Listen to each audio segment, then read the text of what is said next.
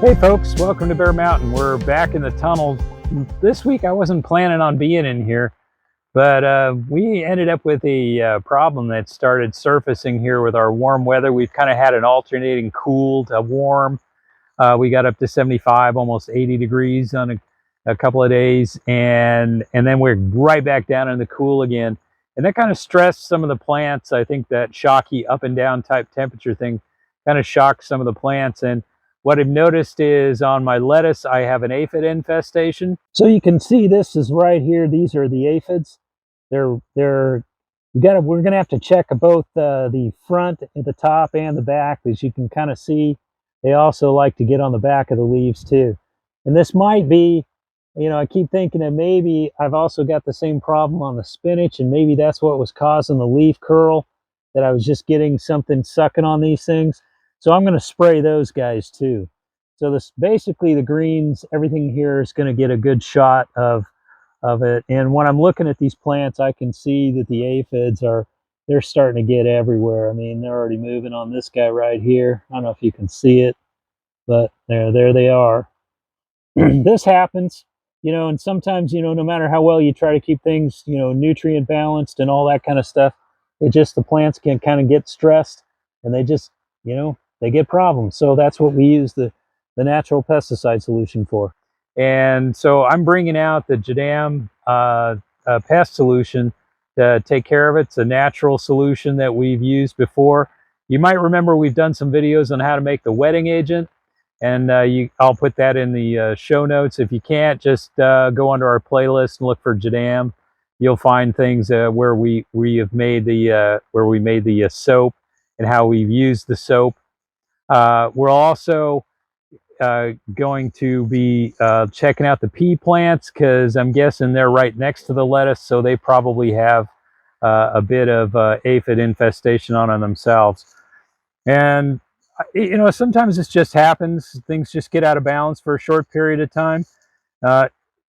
Mostly, though, what I'm concerned about is getting this stuff on the greens and having that spread really fast, because greens are kind of succulent, and I don't want it to get on the potatoes or anything else here in the tunnel. So I'll be checking things out and spraying where I needed. So we'll go up to the greenhouse, mix up our solution, and then come back down here and get her done.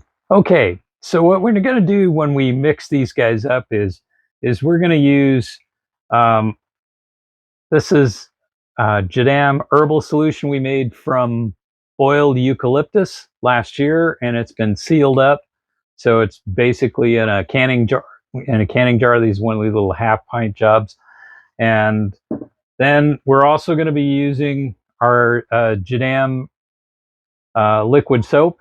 It's called JADAM wetting agent, but it's basically a potassium-based liquid soap. And we're also going to be using a very fine powdered rock dust as kind of an adherent to help adhere to the plants. So the rock dust will act as a basic irritant to the soft-bodied aphids, and as they kind of damage the exoskeleton as they walk through this, then the drying action of the insecticidal soap will basically knock these guys down. So the ratios we're going to be using is we're going to be using I'm going to mix up a 2-liter batch, but if you looked at it and said, what's the parts? How many parts of this do you put to do this? And what it works out is it's a 1:65 dilution. So to make a 2-liter solution, I'm going to need 30 milliliters of both the insecticidal soap or the wetting agent, and 30 milliliters of the eucalyptus herbal solution. And what we're going to do is make a liquid solution of the suspended fines. That's what we're going for. So we're going to use 4 grams of the rock dust, and we're going to mix that with about 200 milliliters of water and stir it up real good, and then we let that settle for about 4 or 5 minutes. So what's left is kind of a cloudy solution, but the super heavy stuff that's in the rock dust will settle down, and what you're left with is kind of like a rock dust solution water. That's the part we're going to be mixing in with our insecticidal, our wetting agent insecticidal soap with the herbal solution. And we're going to be using rainwater. You can't use hard water because you won't get a good spread. It won't spread out nicely on the plant leaves, and what it'll end up kind of like creating droplets. So instead of being a nice, even, smooth application to the leaves, and then an even, it'll stay that way until it dries, you'll end up with spots. Okay, so you either use rainwater, which is what we're doing today. We're using the filtered rainwater. Showed you a picture of that. We took, we've got a big collection of it outside the greenhouse. And then we're going to be using, you could use distilled water if you have it, or softened water, one or the other. It's just, you just really can't have hard water that has a lot of magnesium and calcium in it, because it won't work right. So to measure things out, I'm just going to use like this little half-pint jar, and I'm going to weigh out 4 grams of the rock dust, and then fill it. If I fill it up to about the top here, it works out to be about 200, maybe 250 milliliter thereabouts. And I've got already a liter of my filtered rainwater decanted, so I'll mix that up and then let that sit aside for a minute or two, and then I'll start mixing the other 2 components. All right, so the mixing, we got the rock dust set aside. It's going to take about 10 minutes for it to kind of settle down. And so what I'm going to be using these, this measurement syringes I've used before. They're marked up to 12 milliliter, but I'll take 3 shots at 10 milliliter, and that'll give me, I'll start mixing it in this guy right here, where I've got a little less than 1,000 mil of rainwater. And this hasn't been opened. It's been sealed since last August when we made this material. So actually, I think I'm going to have to use my can opener from my Leatherman to get this open. Let's see, where is it? There it is.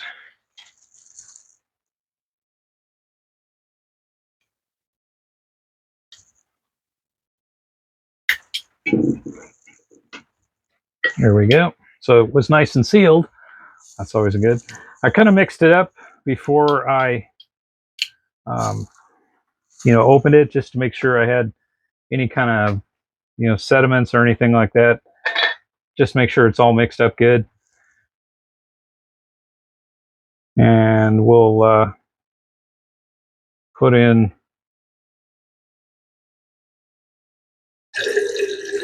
30 mil of the eucalyptus. Boy, I can still smell it. That's a good thing.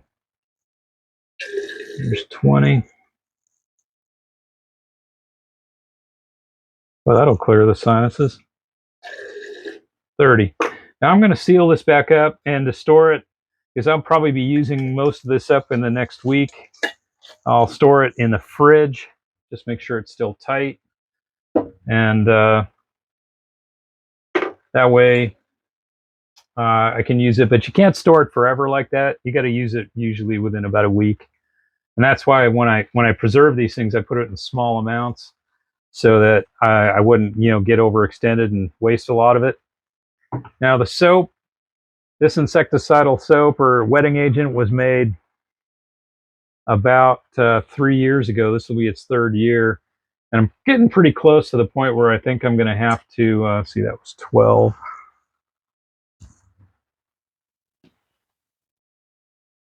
Going to have to probably make another batch. All right, so that will be 30 of that. So I'm just going to make sure this is mixed up nice.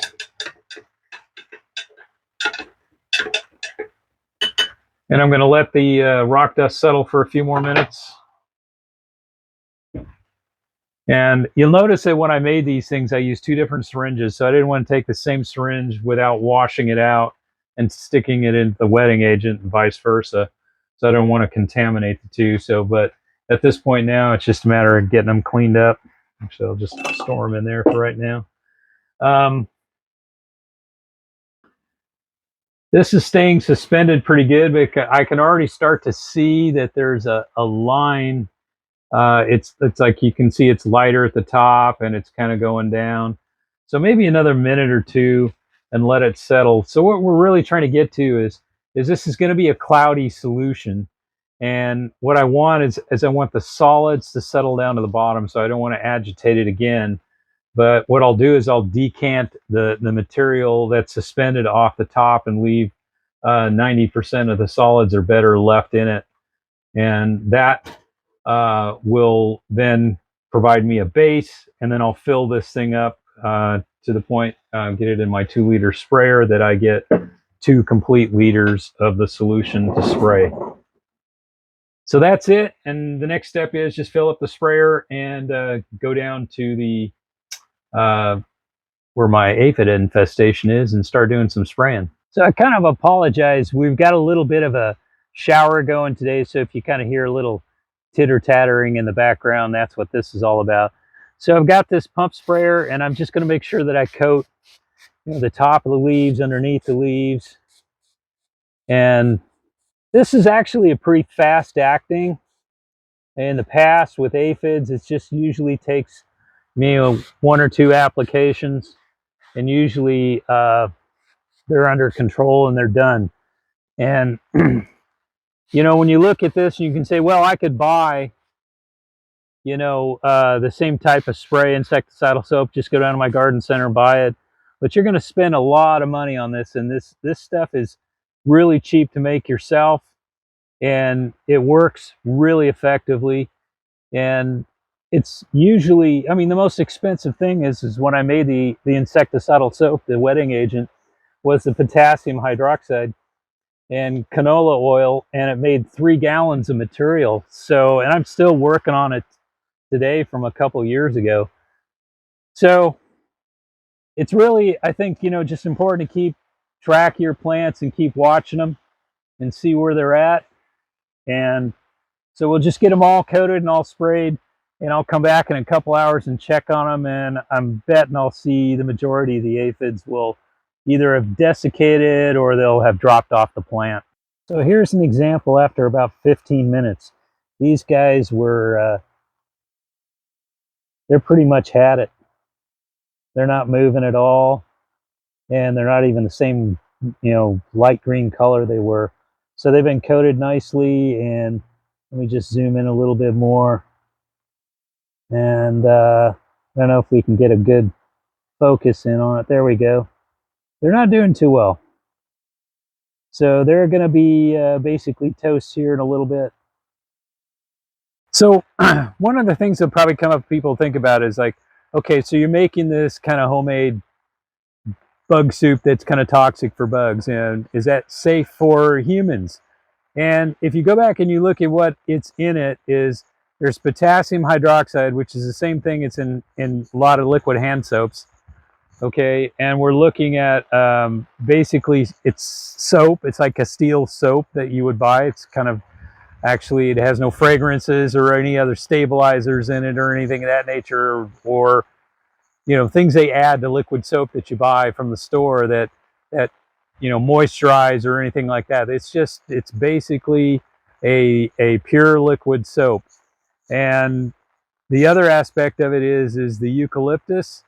And eucalyptus, I mean, straight would be irritating to your skin after a while, but we've diluted this down to 1 to 65. So even though there is a slight fragrance to it, there's enough of it in that dilution level that for these soft body aphids, it really does a number on them. And then the other aspect is just rock dust. It's just suspended. It's like, think of it as like a muddy water in a mud puddle. You know, it's the same idea. It's the fines from that soil, that rock dust suspended. So what it has for the plant is just basically minerals. If you think about it, as the majority of this stuff decomposes in a couple of days, it's going to be, you know, in a sense, almost like feeding the plant some minerals. It's going to be getting more potassium, and it's going to be getting more of the minerals that are, in this case, we used a glacial rock dust, which is probably more from a basalt you know, base, so it's going to be kind of higher in magnesium which doesn't hurt, you know, greens at all. And so getting it on your hands, you know, if you're doing a lot of it, you probably want to wear some gloves. But if you get it on your hands, you get it on your skin, you just wash it off. It's like regular soap from that standpoint, and it doesn't really hurt, but it's pretty effective and does the job pretty fast. So I've got to check my pea plants out and see if I've got any issues left over there, but I got everything on the greens covered and kind of showed you, you know, that it knocked these guys down pretty fast. So if you're a flower, raising flowers too, you know, because lots of people complain about, oh, they get aphids on their flowers and it just kind of, you know, particularly like early season roses or something like that nature. This is another great, a great idea to use for that. And again, you can make it yourself and it's pretty cheap.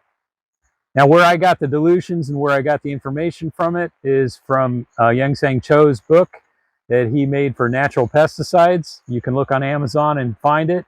It details a lot of information for a lot of different formulas for a lot of different kinds of insects.